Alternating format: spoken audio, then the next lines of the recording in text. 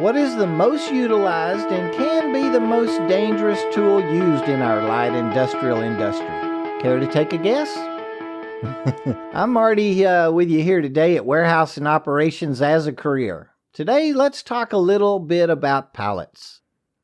You know, pallets are everywhere. We're around them all day, every day, yet how often do we really think about them? You know, they're almost just an afterthought, right?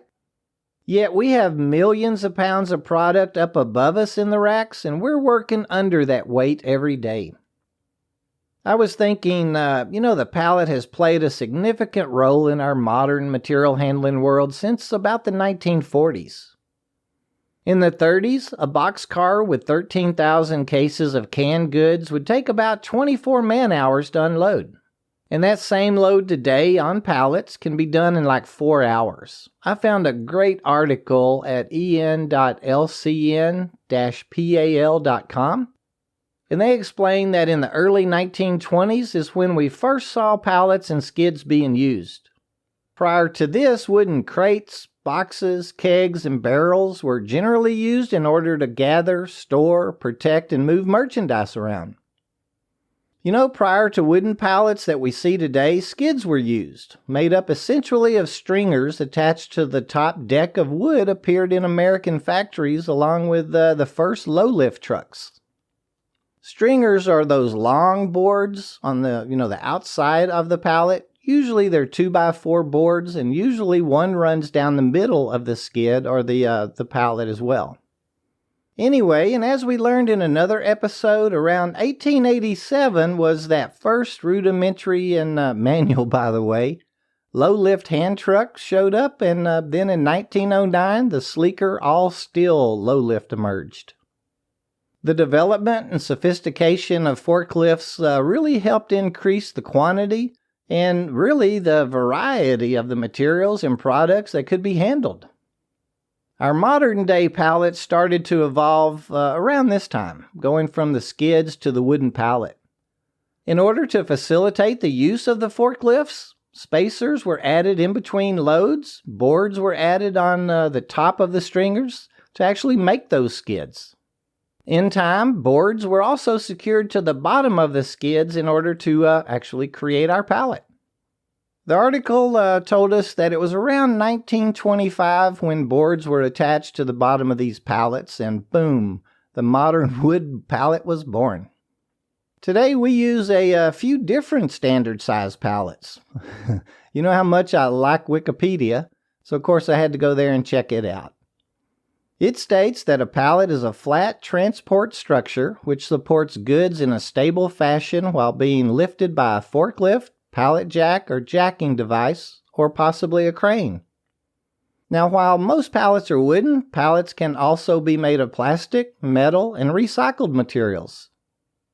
You know, probably the most utilized, or at least here in the States, would be the GMA, or Grocery Manufacturers Association, which is the 40 by 48 inch pallet. I've seen the 48 by 48 inch pallets, handle those larger barrels and drums. And Wikipedia shares that the military and cement industry uses a 48 by 40. I find that a little odd, but hey. You know, here I see a lot of beverage pallets too, and those are usually the 36 by 36 inch pallets.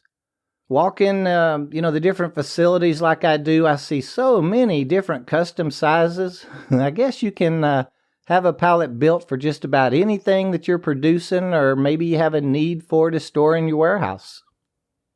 I found this really interesting and really some good information on pallet grading at nazpallet.com. They share with us a premium A-grade pallet. Now, these are mostly used by retailers where they may be setting out on the floor, displaying product, things like that. Kind of the cleanest pallet. We typically have 7 boards on top, 5 boards on the bottom, 6-inch lead boards on both the top and bottom, usually with 3 stringers, and 4-way entry. No block or metal repairs to the stringers would be allowed, and no colored or painted stringers. A regular grade A pallet. A grade A pallet, they're more readily available, but of course we're going to have a little bit more worn appearance than the premium grade A. The specs on a A grade are more consistent than on the B grade pallet, and will never really have any kind of block repairs to the stringers. The overall appearance is also better than an A grade pallet, likely has had fewer cycles than a B grade. They're going to look a little bit more worn, but they'll have 7 boards on top, still 5 boards on the bottom, 3 stringers, and of course they're going to be 4-way entry as well. And like I just said, you can't have any blocked repairs to the stringers. Each stringer can have 1 repair plate to strengthen, any splits that might be in the wood.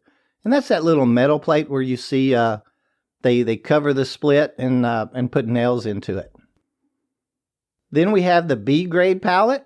B grades are considerably less expensive than A grades and are usually used primarily for warehousing or shipping where it is likely the pallet will not be coming back. Now they're going to have somewhere between 6 to 7 boards on top, really depending on the board's width. They'll have no less than 4 boards on the bottom.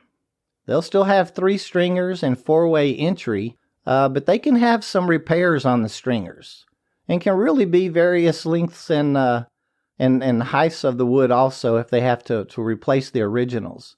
And they can have no more than 2 boards, thick at any one point. Now you're going to see some chips and partial split boards, and those are going to be acceptable for that grade. And then we have the premium B grade pallet, the perfect fit between a standard A and a standard B. This cost-saving pallet will have fewer transfer cycles than a standard B, and as a result will likely have fewer markings or chips or maybe cracks, not going to show quite the wear and tear damage. Now they'll pretty much be the same as a standard B grade, but with only one of the 3 stringers having a plug or any other type of repair. And they can have multiple repairs on the same stringer. And just kind of a side note or opinion of mine, never trust an aging pine pallet. I myself avoid pine pallets at all costs. Hey, but that's just me. All of our warehousing jobs deal with pallets. I feel it's everyone's responsibility to kind of be on the lookout for bad wood. That broken pallet that could end up hurting somebody. As unloaders, we need to be grabbing good solid wood to stack our product on. Being a receiver, we need to not only be looking over the product for correct counts and SUPC codes, but verifying that the pallets are clean and in good condition to store them in our warehouse. Us as pallet runners need to be careful not to break the boards as we're running under them to carry them to our drop-off point. A broken board is going to weaken the stability of the pallet. And talk about responsibility, being a forklift driver, we're the last avenue of defense regarding the condition of the pallet that we're about to place in a rack 20 feet in the air. I feel like even our sanitation departments are going to be dealing with pallets. If not moving them around, we'll still be seeing them, and we should speak up when we see a weakened, broken, or dirty pallet. All in all, it's about protecting and watching out for each other and our friends. Now today I've added the URLs to all the research pages that I visited in today's show notes. If you have a few minutes, check them out. I found all of them really interesting.